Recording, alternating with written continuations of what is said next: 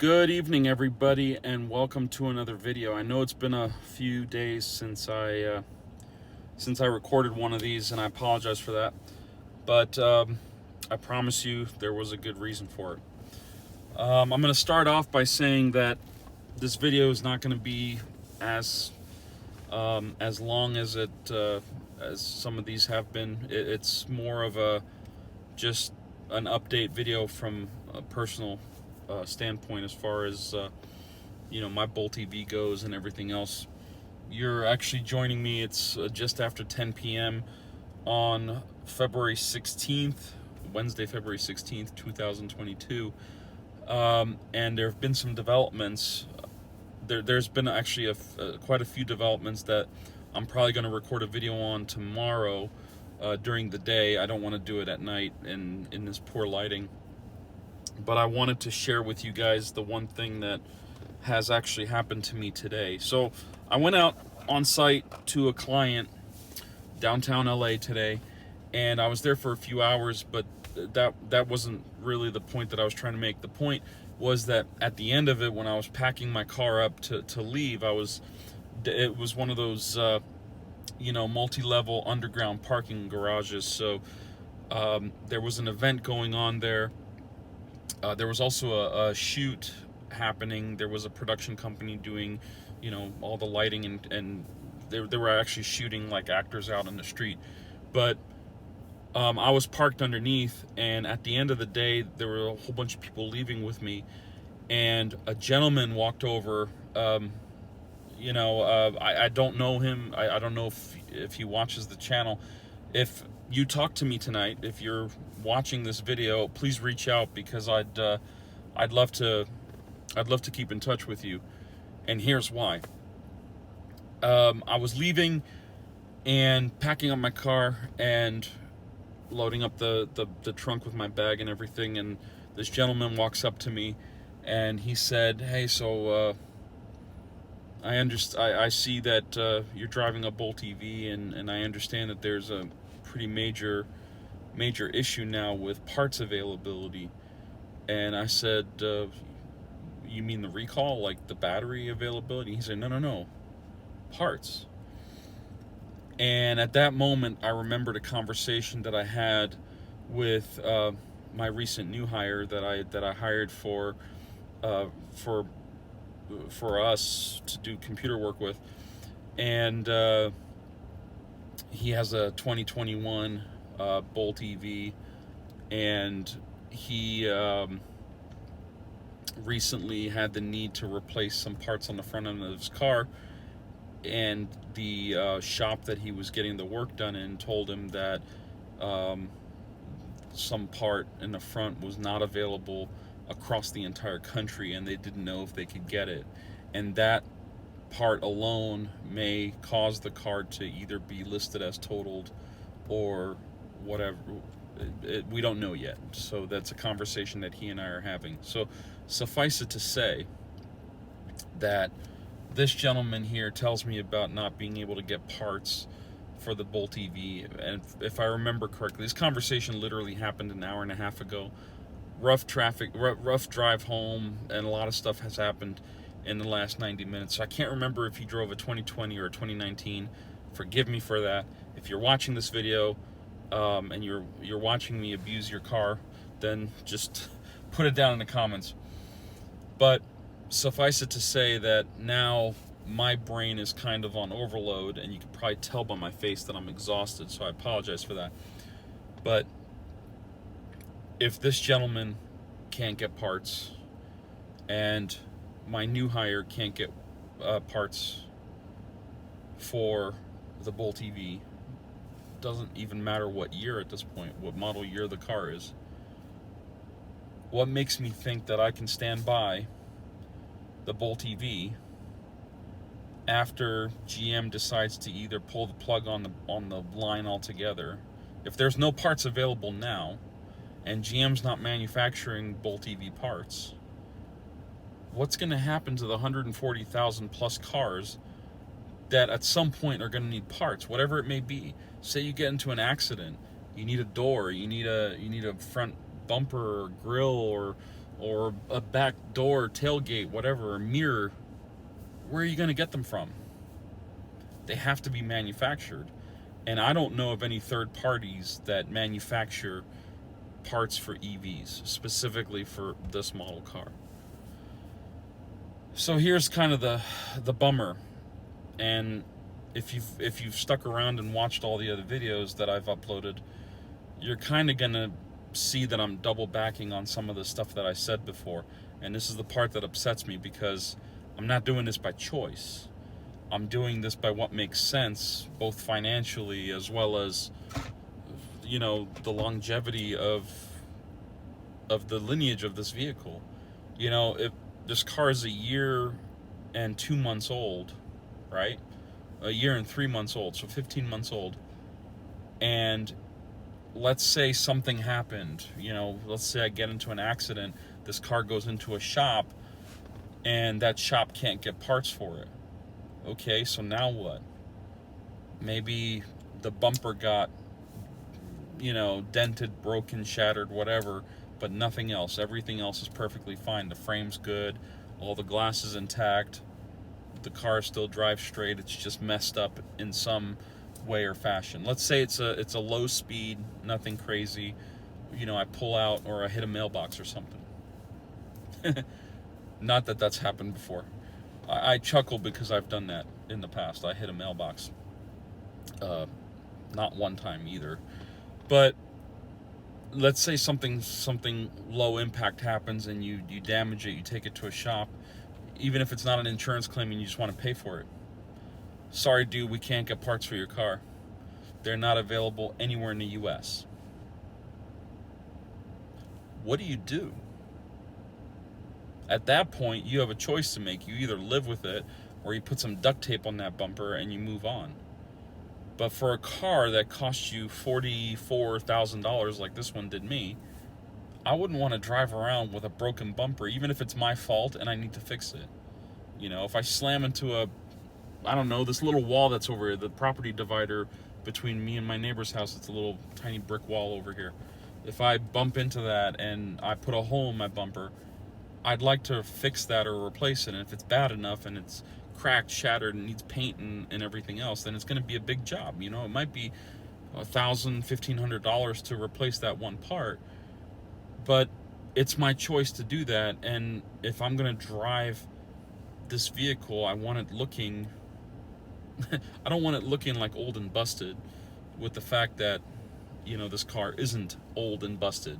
I just made a mistake or lapse of judgment, or I was tired and I bumped into something that destroyed something.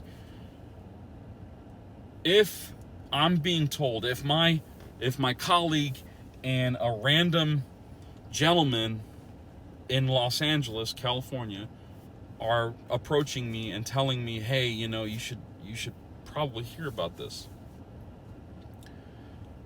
I'm going to start hearing. I'm going to start listening.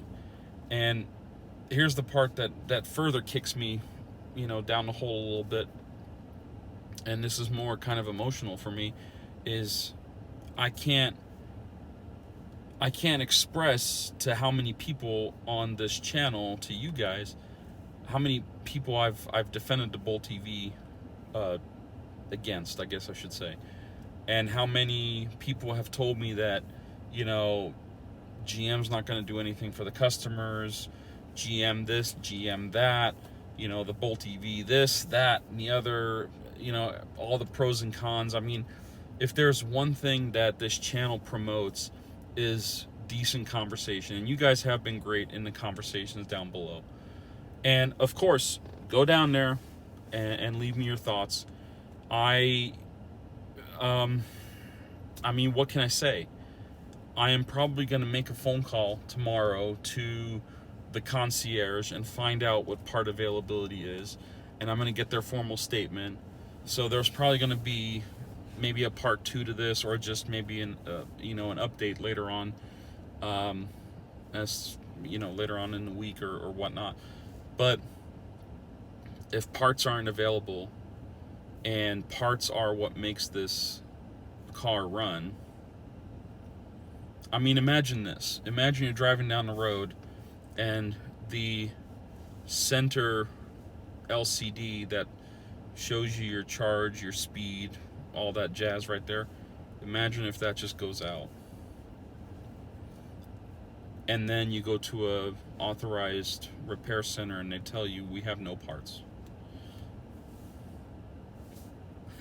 What do you do at that point? Like right now, everything in this car is functioning flawlessly. This car is solid. Would now be the right time for me to do the buyback? I don't know, you guys tell me.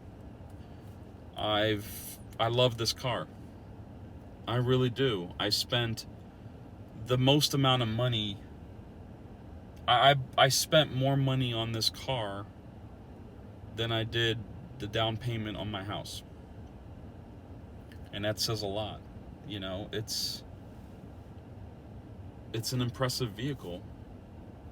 You know, for what it's worth, I stand by everything I ever said, and I don't want to be that guy that's now double backing on things that I've said before, but I don't know what to do. I'm seriously at a point where the concerns went from just a battery recall to, you know, GM's drop of the ball. And that's not to say that you guys didn't warn me. A lot of you warned me. A lot of you actually directed your comments directly to me, more so than the community, and you literally said, don't do this, don't do that. You know, GM's not going to do anything for you, and you'll see in time that it's not going to be a pleasant experience. I must admit, this is an unpleasant experience. So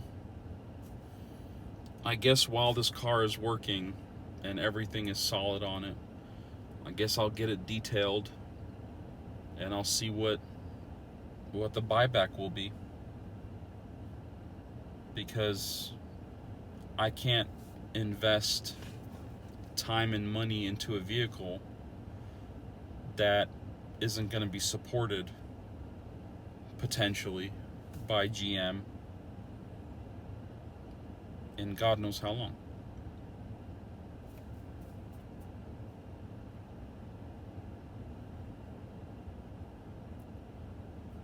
It's really sad,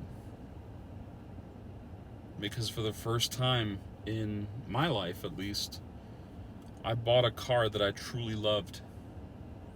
You know, and I've owned Toyotas. In fact, I own the same car that my wife has. Mine was silver though, and it was a year or two older than hers because I got it on a manager's special and it was used. Hers was brand new. This one was brand new. It had, I think, 10 miles on it when we got it. And now it's got 21,000 miles on it 5 years later. But I got rid of mine because of all the transmission issues that model year RAV4 had, and I traded it in for a diesel Jetta that I loved, but then it got expensive to maintain because, you know, diesels are notoriously expensive with parts. So it was either put $8,000 or $6,000 into that car, or take that $6,000 and put it into this. I put it into this, and it was the best decision I ever made. But now I'm really disappointed. Like, I don't mean to bum you guys out. You know, I don't want to be that guy that puts up soppy videos, but I don't know what to do. Like what's next? Let's say I do the buyback. Let's say GM gives me back my money for this vehicle and they take it. Where do I go? I can't. I think I'm the only guy on my block that has an EV. I don't think anybody here has EVs. I think there's a hybrid. Yeah, there's a Prius across the street. So there's hybrids everywhere, but there's no EVs anywhere. I'm the only guy that has a true EV on this street. So it's not like I can go to another dealership and say, hey, here's money that I got from GM, give me your brand new EV, whatever that may be. First of all, they have to be ordered. You know, new EVs are rolling off the lots one after the other, and people have them ordered months ahead. So even if I do take the buyout, what if I drive a rental for a month, 2 months, 3 months? An ICE vehicle at that? How much gas am I going to put into it?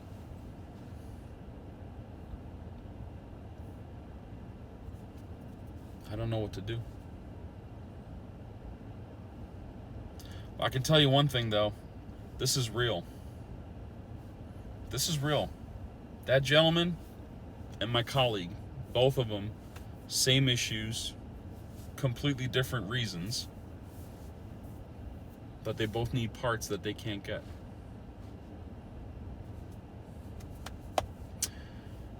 Anyway, it's late. I have a lot of thinking to do. I'll keep you guys updated as things go on. I am going to call. I'm going to call my local dealership. They have a parts department. I'm also going to call the concierge, and I'll record a follow-up of that conversation tomorrow. Historically, these guys don't like being recorded because they don't like anything being put on the record. So I try to honor that, but I'll do my best and take as many detailed notes as I can to share and summarize. And I'm going to take myself inside and say goodnight to you guys. I'll see you guys hopefully tomorrow. If not, then the day after. So in the meantime, I hope you guys have a great rest of the week. If you're in the same boat as I am, please reach out. Not saying that misery loves company, but maybe there's ideas or something that, you know, can be tossed around, or I don't know if there's anything that we can do. This is literally GM putting the hammer down. So I hope you guys have a great evening and a better day tomorrow. And until then, as always, go down below, drop me a line. Thank you for watching. Take care. Bye-bye.